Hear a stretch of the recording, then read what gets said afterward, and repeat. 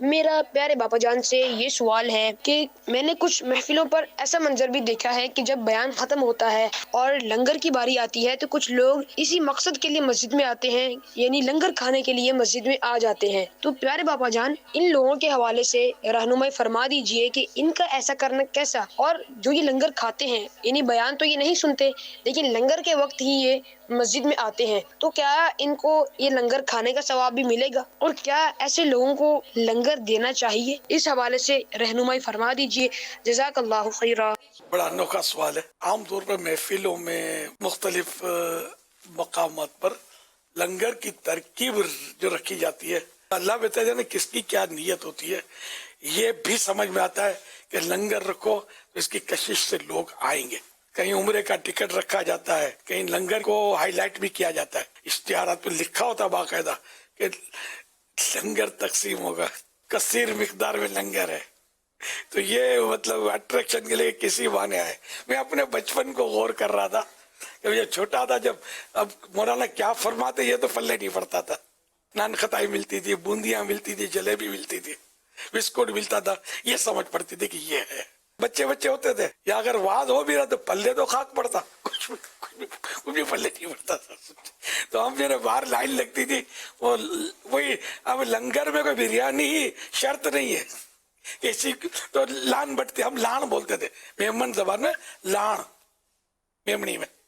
تو شیرینی نہیں بولتے ہیں اردو والے۔ اب پتہ نہیں کیا بولتے، مٹھائی بولتے ہوں گے اب، سمجھے، اب چیز بولتے ہیں میرا خیال ہے، چیز۔ ہاں، تو چیز بٹتی تھی پہلے، تو ہم تو بھائی سیدھی بات ہے، وہ چیز لینے کے لیے میں تو لائن میں لگتا تھا، اور چیز کھا کھا کھا کے ایسا فیض ملا کہ میں اندر بھی داخلہ ہوا اور آپ کے ساتھ بیٹھا ہوا ہوں۔ تو سنیوں کی چیزیں کھانے بھی برکت والی ہوتی ہے، جہاں مطلب صلاۃ و سلام پڑھا جاتا ہے، غوث پاک کی منقبت پڑھی جاتی ہے، نعتیں پڑھی جاتی ہیں۔ تو اس طرح کے لوگ جو صرف لنگر کھانے کے لیے تشریف لاتے ہیں، اب ایسا کوئی اعلان تو ہوتا نہیں ہے کہ بھائی لنگر اسی کو کھانے کی شرعن اجازت، یا ہماری طرف اجازت ہے کہ جو اتنی دیر تک یہ ہمارا بیان سنے گا پھر ہم اس کو کھلائیں گے، ورنہ اس کو اجازت نہیں، ایسا تو کچھ ہوتا نہیں ہے۔ اب یہ ایک چندہ ہوتا ہے اس کے لیے کہ بھائی ہم نیاز کھلائیں گے۔ کئی ایسے ہوں گے جو بیان سن کر نیاز نہیں کھاتے ہوں گے، چلے جاتے ہوں گے، ٹائم کی کمی، یا وہ نیاز کے وقت تو پھر تھوڑا آڑا اڑی بھی ہوتی ہے، بعض اوقات رش زیادہ ہو تو بعض نازک طبیعت ہوتے ہیں کہ یار چھوڑو یار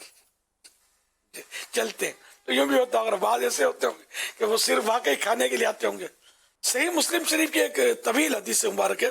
جس میں ان خوش نصیبوں کے لیے مزدہ جہاں فضا ہے، یہ بہت بڑی خوشخبری ہے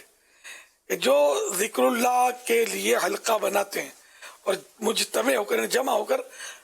اللہ پاک کا ذکر کرتے ہیں۔ اس مبارک حدیث کے آخر میں ہے کہ نبی کریم صلی اللہ علیہ وسلم نے فرمایا،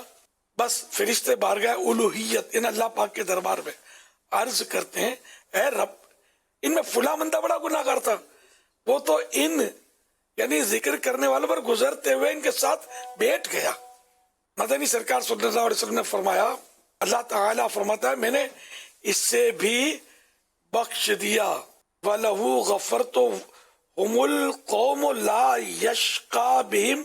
جَلِيسُهُمْ، یعنی میں نے اس سے بھی بخش دیا، وہ ذکر کرنے والی ایسی قوم ہے جن کا ہم نشیں یعنی ہم صحبت میں بیٹھنے والا بھی بد نصیب نہیں ہوتا۔ باقی جو لنگر کھانے والے کی مذمت سے میں نے ان کا ڈیفینس کیا، وہ سب درست ہے، اور برا بھلا کہنے کا کسی کو رائٹ نہیں ہے، بلکہ آپ کی جیب سے بھی پیسے دیے آپ نے تب بھی آپ کو رائٹ نہیں ہے کہ آپ اعلان کر دیں آپ کہ بھئی فلاں فلاں کھائے، فلاں فلاں نہ کھائے میرے پیسوں سے، تو آپ نے سارا لنگر تو کیا نہیں ہوتا۔ دوبارہ لے کہ نہ کوئی اس طرح اعلان کرتا ہے،